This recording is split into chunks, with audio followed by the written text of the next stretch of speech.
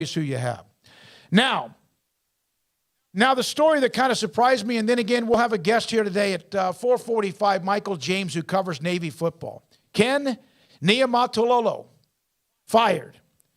Winningest coach in Navy football history, won 14 straight, or was a part of a 14-game winning streak against Navy. And then Army now has turned the switch and won 5 of 7. And they were an inch away from scoring in overtime to possibly win the game.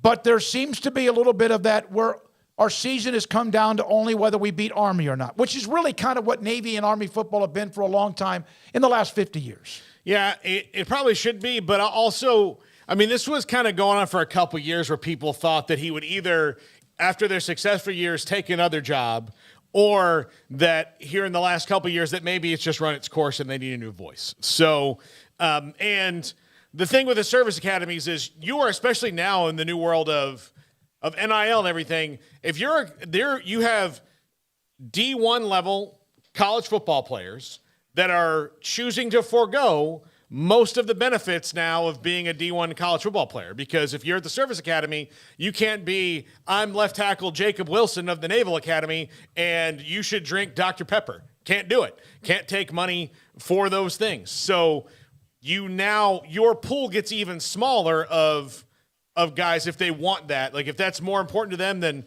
what they're going to get out of the service academies, then your pool even gets smaller. So you have to wonder who the next coach is going to be and what the way forward for Army, Navy, Air Force is going to be in the new era of college football. Yeah, it was a great game, really thrilling game. I mean, to get to overtime, it's such a low-scoring affair. You don't see that all that often, and see overtime in Army Navy and being the only show in town at that level of college football. Of course, there were playoff games and whatnot going on, but that was a really cool scene, as it always is, and a really thrilling victory for Army.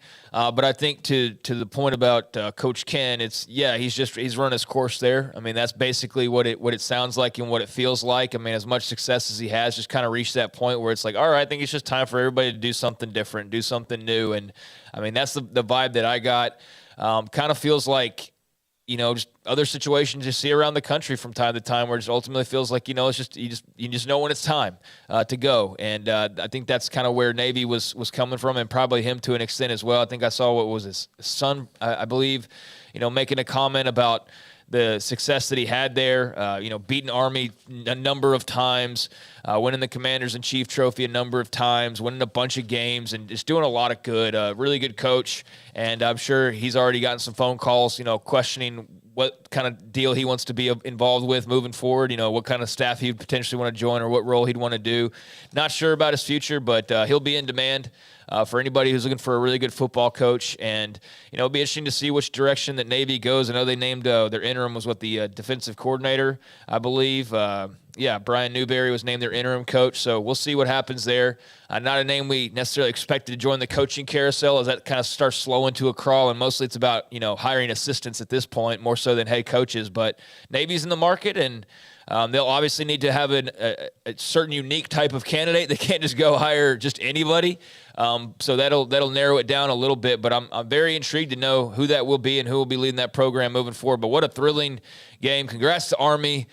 Can only imagine how, jubilant they were following that game, because I was sitting there all juiced up watching the ending, and just felt awful for Navy for it to end that way, and the young man with the fumble at the goal line, knowing that as he watched Army go and, score to win the game, that they had an opportunity that slipped through their fingers, literally, and that was just unfortunate to watch because you could sense the real emotional pain and the realization of what just happened as a result of that one mistake. And that's got to be a tough pill to swallow when you know how personal this game is, right, for everybody involved, and how emotional this game is.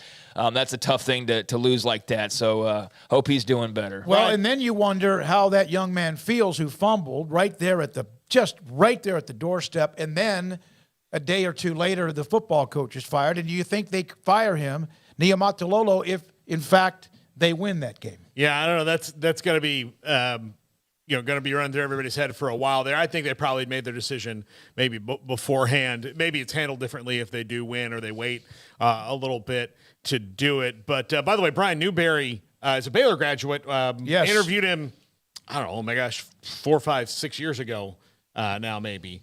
But he is a Baylor graduate in 1998 and played the Alamo Bowl in 94, which is the last bowl they went to for quite some time. Couple of stories. Cool. Yeah. Anton Hall Jr. was I don't want to single him out, but he was the young man who fumbled, and you could you see him rolling on the sideline and just agony because of what he, what he did. And man, I hope he's doing better. Hope he got a chance to brush that off and move on along. Yeah, of course. But you could tell in the moment that was not the typical fumble to lose a game. That was fumbling Army Navy in overtime to lead to a loss. And so, just a tough one there. So, Theo Weiss.